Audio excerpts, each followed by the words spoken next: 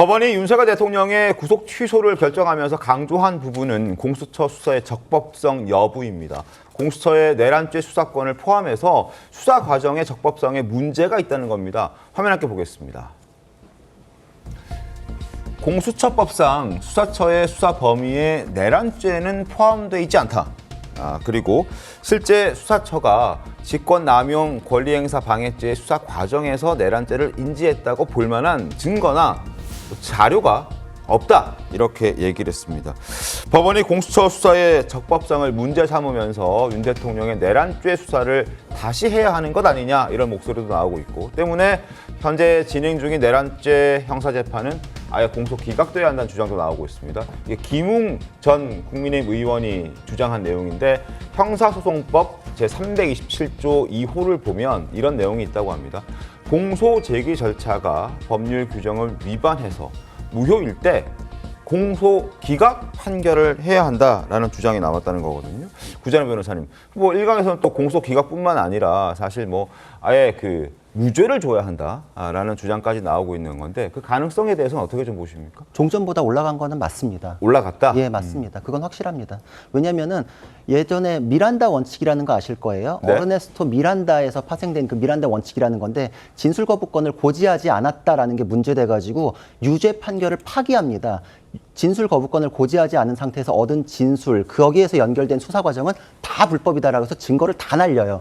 근데 그 사람은 진범이 맞았거든요. 네. 진범이 맞았더라도 위법 수사가 있으면 증거는 가치가 없고, 증거가 없으면 그냥 무죄가 나오는 것이다. 그러니까 무죄 가능성도 올라갔고, 위법한 수사에 통해서는 지금 공소제기 절차가 위법이기 때문에 공소기각의 가능성도 올라갔거든요. 이거는, 그리고 결과를 놓고서 해석을 하는 게 아니라 종전의 법조인들이 다 지적을 해왔던 문제예요. 네. 공수처에서는 수사권이 없는데 이거에 대해서 자기들이 직권남용죄를 하면서 관련 사건으로 내란죄를 할 수 있다라고 언론 플레이는 했지만 실질적으로 수사를 그렇게 진행한 적이 없습니다. 왜냐하면은 계엄이 터진 이후에 공수처에서는 내란죄다라고 아예 규정을 했어요. 그리고서 네. 아무런 수사를 하지 않고서 출국 금지도 대뜸 걸어버리고. 근데 보통의 수사 과정은 예를 들어서 뭐 강도를 수사한다. 그럼 강도에 대해서 수사를 하다가 압수수색을 갔는데 마약이 발견됐다. 그러면 마약이 발견됐습니다. 수사 보고서를 치고 마약 혐의에 대한 추가 입건을 합니다라고 해가지고 두 개의 사건을 입건한 게 기록으로 보여야 돼요. 근데 지금 흐름으로 봤을 때도 그냥 애초에 내란죄로 규정하고 내란죄에 대한 수사를 진행했을 뿐이고, 직권남용죄는 그 내란죄를 땡겨오기 위한 핑계에 불과했다. 네. 그렇기 때문에 이거는 수사 과정에서 위법성 논란이 있을 수밖에 없고,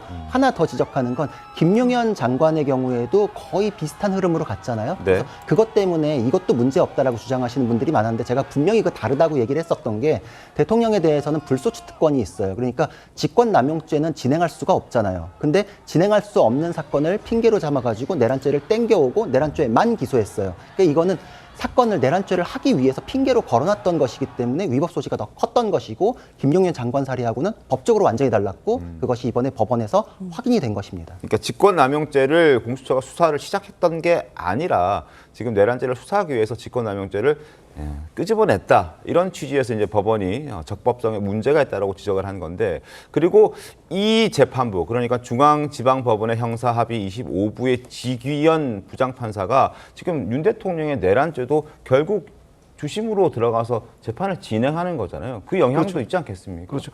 그러니까 이제 공수처의 수사권에 대해서 그 정확하게 표현하면 반신반의하고 있는 거잖아요. 수사권이 없다도 아니고 있다도 아니고 불명확한 상황이다. 네. 그렇기 때문에 그 덜컥 구속부터 해놓고 이 재판을 진행하는 거는 문제가 있다. 그러니까 풀어줘야 된다. 이게 그 논지잖아요. 네.